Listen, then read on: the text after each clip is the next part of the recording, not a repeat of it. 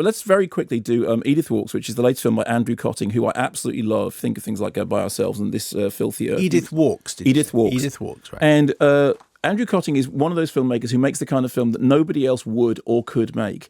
In By Ourselves, he recreated a walk, a literary walk, in which Toby Jones was revisiting a poetic past with, weirdly enough, echoes of a project that his father had done in the past. And Andrew Cotting has this, he makes films like Gallivant, he makes films in which we go on a journey, quite literally. And the journey involves happenstance and coincidence and magic and fun. And he makes movies that are at once brilliant and preposterous, and I love him for doing it. So in the case of this, it is a pilgrimage. I think it's described as a pilgrimage in memory of Edith Swan Neck, who what's the best way of describing it? Poetical metaphysical odyssey. Follows a journey. Hang on, what is that? So poetical metaphysical odyssey. A journey from Waltham Abbey, so the legendary resting place of King Harold, to the statue of his handfast wife, Edith the Fair, Edith Swan Neck, who's the person who identified his remains at the Battle of Hastings.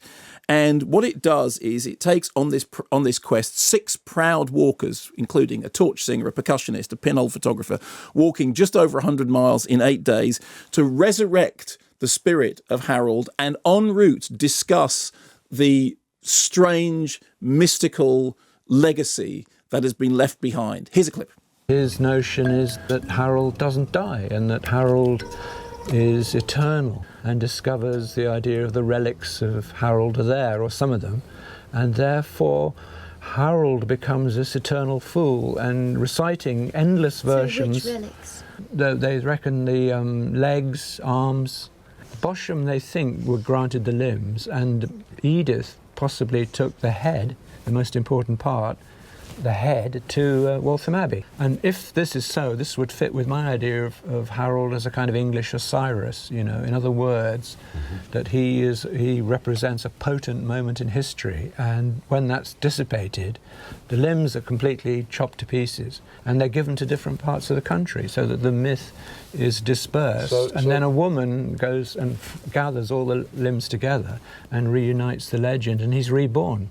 What the film does is it takes fact and fantasy and puts them together in this really playful way that brings history into the present in a way which is really fanciful, but also really sort of, fulfilling at the same time as being sort of, slightly absurd and infuriating. The sources range from epic poems to a Doctor Who annual. There are excerpts from a schools film project made in 1966 to celebrate the anniversary of the Battle of Hastings. The film itself is, get this, it's 1 hour and 66 minutes long. And I couldn't figure that out until I went, 1066. Very good. The whole film is delightful in the way in which it demonstrates that there's no rules about what you can and can't do with cinema. If you want to mix Super 8 and mobile phone footage, and if you want to take somebody who's a musician with a strangely composed music box who is going to bow the wheels of a bicycle en route, go ahead and do that.